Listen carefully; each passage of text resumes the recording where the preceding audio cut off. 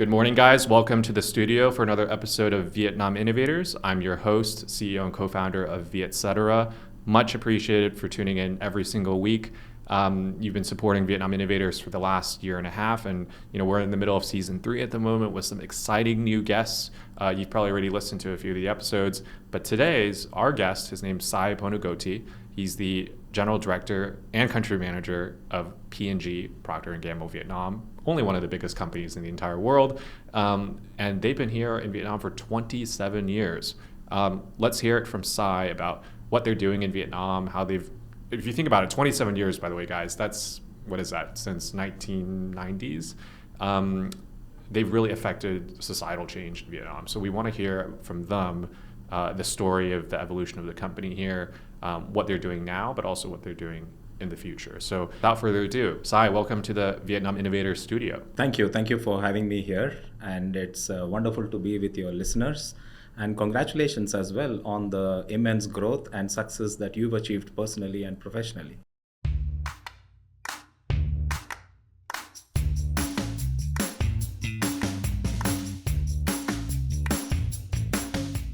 Thank you. And it's, we can only achieve it with the community that we have, right? And I was just before this podcast, I was telling you we've had 100 guests on Vietnam Innovators, and I feel like it's a mini MBA course every time. I'm 29, so I can't be an expert at anything. I could barely manage myself. But you've been 20 years at P&G. That's almost as old as I am. So Sai, that's my first question. 20 years at P&G, you started as a trainee, I presume, or obviously at the junior level, and you've since then risen up through to now country manager and GD of Vietnam, P&G. Tell us about that story. What have you learned and what have you done over the last 20 years that continue to motivate you to be with P&G? Yeah. It's been a fulfilling life and a fulfilling professional career with lots of amazing experiences all through. I actually went to a boarding school at the age of 5. Okay. And, wow. And the boarding school was very hectic. A lot of all-round development activities, including spirituality. Actually, there were 2 bells for every major activity. The first bell was 5 minutes before the activity starts, like a warning, and the second bell was when the activity would start. None of us knew what it was like not to be at the activity when the second bell rang. All through my boarding school and my school life and college life, there are 3 Ds that I really picked up, which are the foundation for me, for my life and career. The first is discipline, the second is devotion, and the third is dedication. Since then, of course, I started with P&G, my professional career. Yeah. I have lived in 10 cities across 4 countries, India, Singapore, Switzerland, and then Vietnam now. And it's been an amazing journey. I have traveled to 50 countries as well. It's been a lot of challenges all through, overcoming challenges in different contexts and managing and leading change through all my different roles and assignments. In fact, I feel like I have worked for at least 5 companies, even though all the 20 years I've been with Procter Gamble. It's a diverse suite of experiences. So many brands, industries within the industry, fast-moving consumer goods. I mean, that's a lot of stuff, not just one brand, of course. That's great. So within, of those 20 years, I'm sure the most challenging, but also the biggest opportunity is the one here in Vietnam. Let's be honest here. And it's been 3 years for you. What are some learnings that you've had in this role, being in that position of leading such a large team with big responsibility? I'm sure it's one of the biggest P&Ls in the world too, perhaps. What have you learned in that role? Yeah. I keep getting from many people is Vietnam after Switzerland. Oh my God, what a big change, right? But it's been an amazing journey here in Vietnam, enriched learnings and experiences. First, on the country and the consumer here. There has been a lot of positive change in this country. It's a dynamic, vibrant, and a fast developing country. The consumers, they want the best. They, of course, are value seekers, but they are also they are willing to try new products. Let me take an example. We play in the fabric softeners category with Downy, which is a leading brand.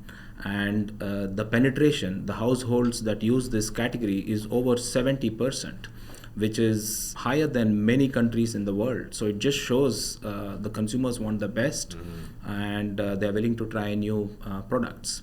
If I look at the P&G success over the years, I have seen really the integrated strategy that we have to be working really well for us.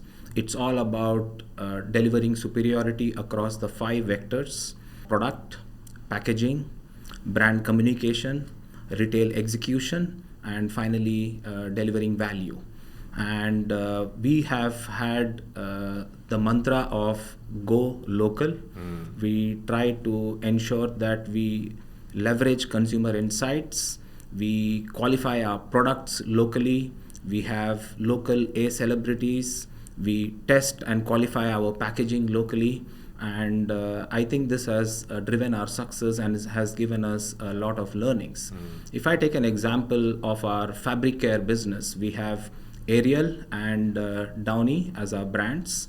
We launched the indoor dry technology, saw the trend of consumers, the fast urbanization, consumers living in apartments, women working, not having sufficient time to wash their clothes, and hence the lack of sun that can dry their clothes. So the indoor dry technology gives them that and also gives them great smell. So this has given us tremendous success. The third big learning has been on being close to the government and the industry bodies. I've had the chance to work very closely, both contribute as well as learn from these experiences. I serve on the board of governors for American Chamber of Commerce in Vietnam, and I'm happy to see the contributions as well as the learnings that I have been able to get. Finally, the Vietnamese talents. It's been an amazing journey. I have always been a big supporter of growing talents, coaching talents, and it's amazing to see the strengths, and also my journey and learnings on growing Vietnamese talents has been just amazing. Think about the 4 months recently where all of us, all the factories were in eat, sleep, and operate. It was just inspiring to see how our people came together and were able to deliver, bring products to the consumers during the pandemic, despite having to face immense challenges. So truly inspired, great and enriched learnings. I'm really grateful for this fantastic experience. Yeah, it's 20 years P&G, 3 years in this role here in Vietnam, leading the team, going through difficult and also big opportunity times, I'm sure. Let's talk about P&G, 27 years in Vietnam. Your guys' industry, talked about everything from Downy to all these other products that you guys have, and you don't realize how big of an impact they make on your daily life, and it actually adds up. One little task here is another. They're all interconnected, and that's led to immense societal change. What are some of the kind of milestones and perhaps learnings, not just yourself, but the company has made after 27 years in Vietnam? What are some things that make you guys really proud and you want to share about what's happened in the last 27 years? Yes, P&G was one among the first companies to enter Vietnam 27 years back. It's been an amazing and very successful journey all through. Let me mention a few things. The first is we've really tried to understand the Vietnamese consumer, and we've evolved in the understanding. We have very successful brands in the country. We have Ariel, we have Downy, we have Gillette, we have Pampers, we have Safeguard, we have Head & Shoulders, Pantene, Rejoice, and many more. One of the first things that we drive is we look at Vietnam country as comprising of at least 6 regions. The consumers in the Red River Delta are very different from the consumers in Ho Chi Minh, very different from the consumers in Mekong, or very different from the consumers in Central Highlands, right? And it is this deep understanding of the consumers in different regions. And let me take an example. Head & Shoulders has been a very successful brand. And we picked up this insight that this brand was being pronounced very differently in different parts of Vietnam. How it was pronounced has had very humorous translations. So we took this challenge into a brand advantage, and we created a campaign called 100 pronunciations, one solution. So it was about coming up with a fantastic campaign where we took all these different pronunciations, 100 plus pronunciations, and created a humorous and a great advertising which won many awards that really led to significant increase in the awareness of the brand. And we've delivered stellar results on Head & Shoulders over these years. The growth is immense, and this really is derived from the local insight and great advertising, great understanding of the consumer, and great marketing. I'm very curious about that example now, and I'm going to have to follow up with you and your team about potentially doing an article. Yeah, people forget that there's many minorities and accents and regions in Vietnam, not just Ho Chi Minh City, not just Hanoi. You might think that they drive the majority of the business, and they might. But when you look at the rest of the country, it drives, for you guys, I'm sure, too, a huge part of the business. I mean, at Vietcetera, we still are urban dominated for sure. But every month that goes by, every year that goes by, we see an uptick in especially young consumers in the provinces and not in the big mega cities responding to fresh ideas, new brands, content experiences. So it's really great to hear about that. How do you guys define success? I mean, you mentioned on understanding insights of the consumers, that's one great thing, very customer facing. But let's talk about talent development, cultural development, how you guys see organization and thinking in that way. Thousands of employees, how do you manage that whole process? Yeah, that's a great question. And I'm reminded of quote, "Culture Eats Strategy for Breakfast" by Peter Drucker. So let me start by first talking about success. I think success is personal. The definition of success really depends and varies from person to person, depending on personal choices, personal preferences. I've had my definition of success, and it has evolved over time. Every 5 years, I define success for myself. But let's also then come to culture. Culture is very important for us as a company in P&G, and we drive the 4D culture. The 4Ds: daring, deliberate, decisiveness, and depth. So depth is all about being in the depth and having accountability for business and organization. Deliberate is about being intentional, promises made, promises kept. Daring is about winning big, winning fast, and constantly raising the bar. And finally, decisiveness is all about acting with a sense of urgency. People ask me, and if you ask any P&G'er, most of them have been for many years with P&G, what has really made you stick to P&G? Broadly, they would say three things. The first is great people to work with, great colleagues. The second is the people first, that you constantly see the company prioritizing. There are many decisions that I make day to day, and many times I have to make a choice between business prioritization or people, and most times I tend to keep people first. The third thing, of course, is the huge focus on upskilling, building capability of people, and importantly, doing the right thing. No matter whatever difficult circumstances we are faced with, we do the right thing. It's an important purpose, value, and principle, or what we call PVPs, that the organization has. The final aspect is also the culture of innovation. I gave many consumer and marketing examples, and let me give you a sales example. So in sales, we are driving two things. First, every year, half of our growth on the business that we deliver needs to come from go-to-market ideas that the sales team drives. Constructive disruption is a very important priority, and we do that really well. We take the 70-20-10 approach. 70s are things that you know very well and you do it regularly. The 20s are things that you learn by doing, and the 10s are things that you just don't have a clue of. These are the disruptive ideas, and we aim for a 1/3 of that 50% growth to come from really disruptive ideas that you don't have a clue of. So this culture of innovation, the 4D culture, the PVPs, the purpose, values, and principles, these all come together to make a great culture. Like I said, it feels like working for more than at least 5 companies, but with one constant and wonderful P&G culture. Amazing.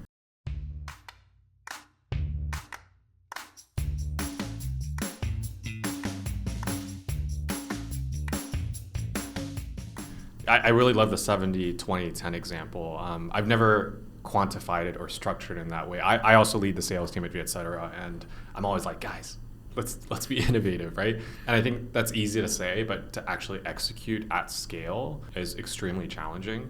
And it's a hit or miss kind of thing. You have to also understand that some things are going to work wonderfully, and you continue to invest in that, and others not so much. It looks like you guys have it almost down to a science, innovation and science, and building, scaling large teams to understand the need to consistency, but also innovation. That's fantastic. Sai, you mentioned about doing the right thing. A lot of business owners, small and big, have a lot of challenges of wrapping their heads around that, because when you say good thing, does that mean good for society, good for you, good for your team, good for the bottom line?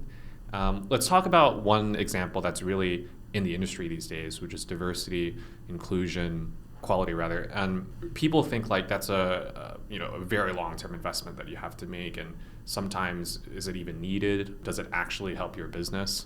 Let's talk about that. How do you guys approach that? Equality and inclusion is a very important strategy for us. Mm-hmm. It bodes very well with our overarching theme of being a force for good and a force for growth. We drive equality and inclusion in a very holistic and comprehensive manner. So we cover gender diversity, male, female. We cover LGBTQ+. We also ensure we cover people with disabilities, and of course all races, all religions. There are 4 pillars that we are focused on bringing to life really well, and it's been there for years together. So let me start with first the employees.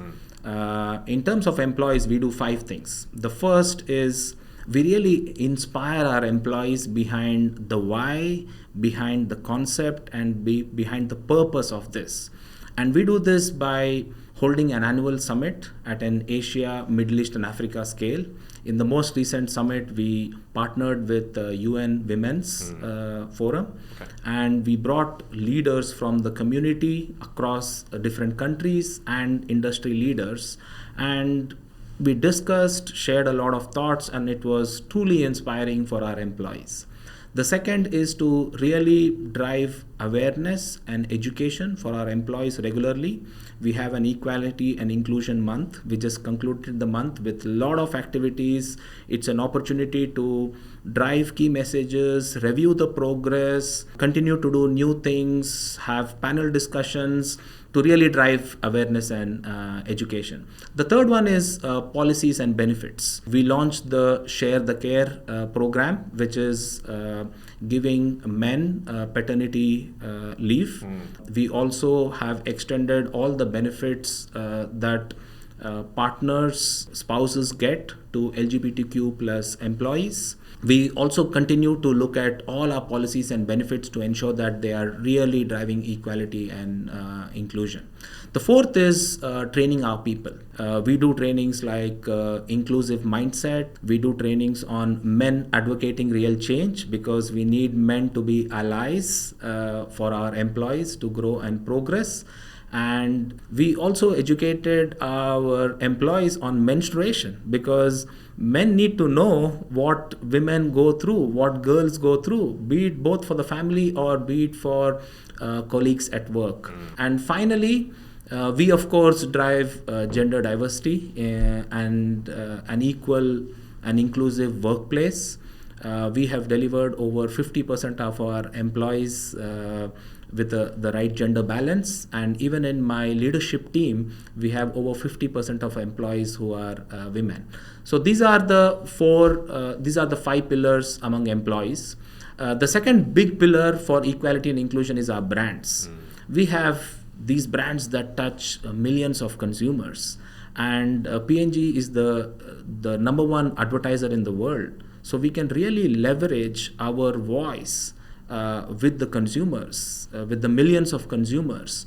And we have movements that our brands are creating. Let me share with you an example of Ariel. We have the Share the Load campaign and a movement.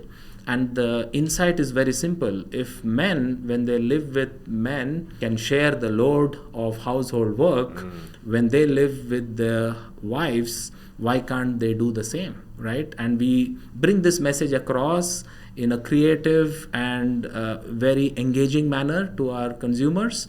And it's a big movement that we've created through Ariel. Similarly, we have campaigns on Whisper Like a Girl and many more campaigns as well. So the second one is, how can we make a big difference in the community through our brands? The third and fourth are partners and in the communities, what we can do. And this is also very important in how we drive and have the right partners to be able to bring a big difference to the communities. Let me take 2-3 examples. The first is how we empower women. You mentioned about ethnic minorities and women minorities in Vietnam. So we have a financial empowerment plan where we support women in Vietnam. In the region, Asia, Middle East, Africa, we have committed to contributing $200 million towards women and financial inclusion. We are also supporting girls in school through Whisper, where we drive awareness and education on hygiene, on menstruation. And then the third one is also women in colleges. If you see the statistic as per United Nations, the percentage of women in the science, technology, engineering, and mathematics field is 15 to 20% depending on the country, especially in developing countries like Vietnam. And this is where we can make a big difference. We have AmCham Women in Engineering scholarships, and we have other programs through which we do women scholarships to really encourage women to succeed at a college level as well. So these are the different ways that we really drive equality and inclusion. It's an integrated strategy in our overall business and organization strategy, and it's a big focus for us, where we try to make a difference with our employees through our brands, partners, and communities in which we operate in. Fantastic. I mean, a lot of these ecosystems that you guys are building as part of a bigger one about DEI, a lot of it is driven internally. You know, company leadership, it goes all the way down to the trainees as well, actually embracing those initiatives. Let's also talk about it from an external point of view. You mentioned partners and external ecosystems, and it's great that you have the support of these organizations like you mentioned the United Nations Women Organization, for instance. Let's talk about in Vietnam.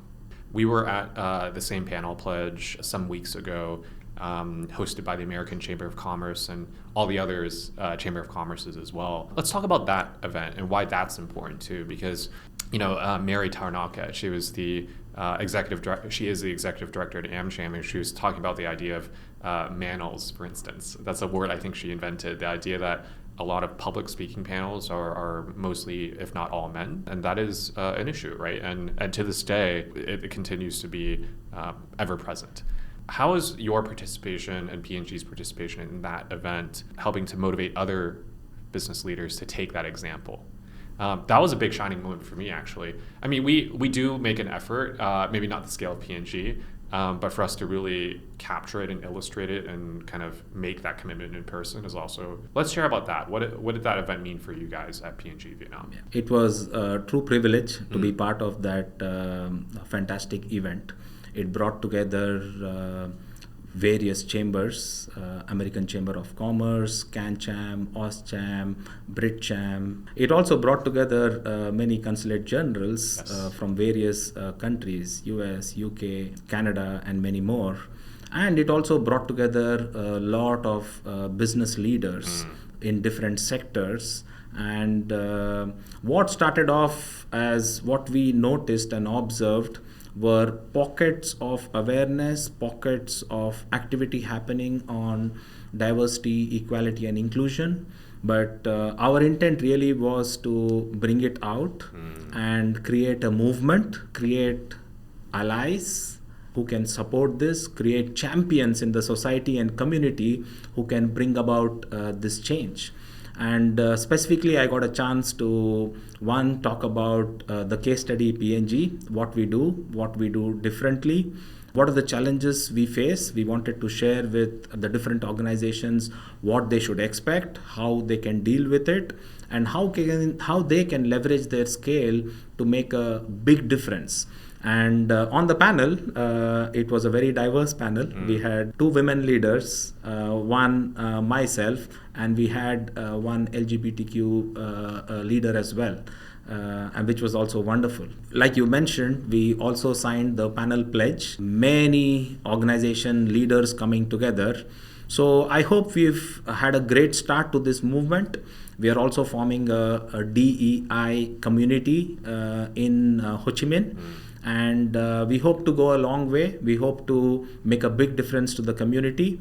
And I'm very glad that our government partnerships, our industry partnerships are helping P&G to make a difference to the community, make a difference to society, and really bring awareness, education, and some great examples on equality and inclusion. I'm sure after this podcast, your colleagues at P&G Global will be initiating panel pledges as well, if not already. Yeah, aside Viet Cetera too, I think we are more aware of it, and we hope to be a partner with P&G and Amchem and the others from our side, which is media, of course. Sai, we have 2 more questions for you. One is future growth.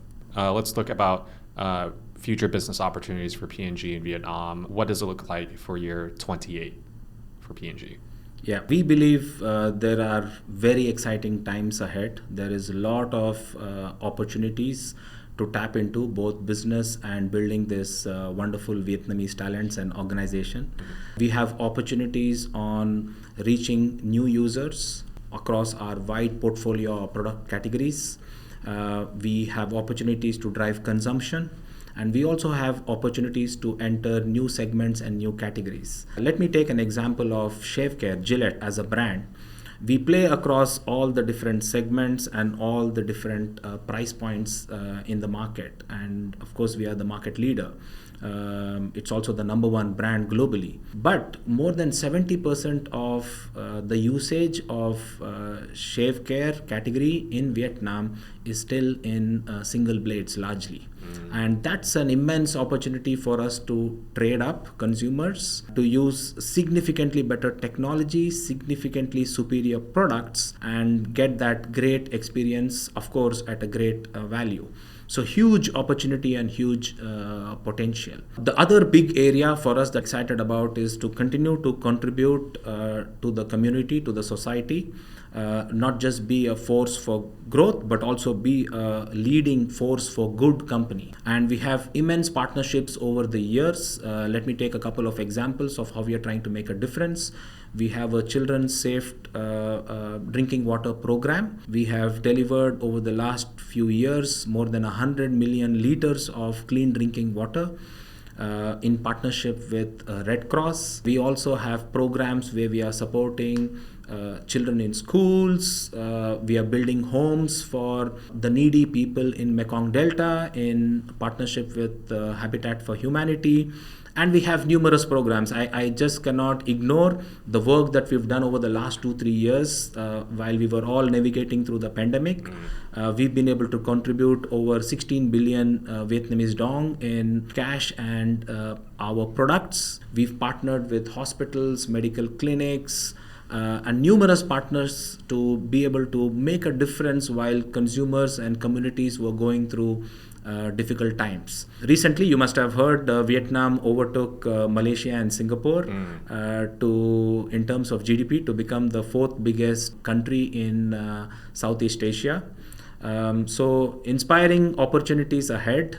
We are committed to being a leading company in driving force for good and a force for growth. And we are excited to continue to making a big difference by growing Vietnamese talents, For perspective, at this point in time, we have over 50 Vietnamese talents working across the P&G countries around the world, including US, Singapore, Australia, Indonesia, Thailand. So we are also excited about growing local talents and creating leaders for tomorrow. On the subject of leaders for tomorrow and growing, my last question for you to conclude today's podcast, thank you, Sai, is are you guys hiring? That's always my plug at the end of every interview. I'm not sure if you're expecting that. I'm sure you guys are. You're a growing force for good and force for growth. Hiring, who are you hiring and what kind of roles and leaders, trainees, what does that look like? A quick little shout out for that. Yeah, we have exciting plans for the business and for our organization. I talked about it. We've had a lot these 2 years, even through the pandemic. We've had a lot. We are hiring for fueling the growth of our business, but we are also hiring in specialist positions. We are driving digital, we are driving technology, we are driving analytics, we are staffing up brand organization or marketing organization, we are beefing up sales talents, we are hiring female engineers for our factories. So there is a lot of hiring that we are doing. And of course, we are keeping our training, our onboarding programs to also stay at the same pace so that we really build of course, we recruit the right talents, but also build talents for the future. And we continue in the last 2 years to export a lot of Vietnamese talents to different countries. So the trend is only going up, and we are excited for the future, both for the business as well as the organization. And our integrated strategy that I was mentioning to you is really serving us well to drive the 5 vectors of superiority that I mentioned to you. And I'm really confident that our brands will reach many more consumers and delight more consumers in the future as we drive force for good and be a force for growth. Last question, actually. Name all the brands at P&G. I'm kidding. No, how many is it now? It's like in the hundreds, it must be. Yes. Okay, yeah. So we'll spare you that. We won't have you share that. But if you are curious about the brands at P&G, guys, you can actually, obviously search online, talk to the folks at P&G. If there's anything in particular, I have a ton of questions after all the little insights and case studies you shared. So I'll be sure to follow up with you, Sai. Everyone, thank you for listening to another episode of Vietnam Innovators with your host, me, and of course our guest today, Country Manager and General Director of Vietnam for Procter Gamble. We'll have you listen in for next time. Look out for every episode every Tuesday morning on YouTube, Spotify, Apple Podcasts, and anywhere you get our content. Thank you so much, Sai. Thank you. It's great to chat with you. Until next time. Yeah. Mùa hè, quần áo rất dễ bẩn và hôi ở cổ tay, cổ áo và dưới cánh tay. Nhưng với Ariel thì khác. Ariel chuyên gia khử trên mới đánh tan vết bẩn trên cổ áo, cổ tay và mùi dưới cánh tay nhờ sức mạnh 3x sạch sâu. Sạch thơm quá. Chuyển sang Ariel chuyên gia khử trên mới hôm nay.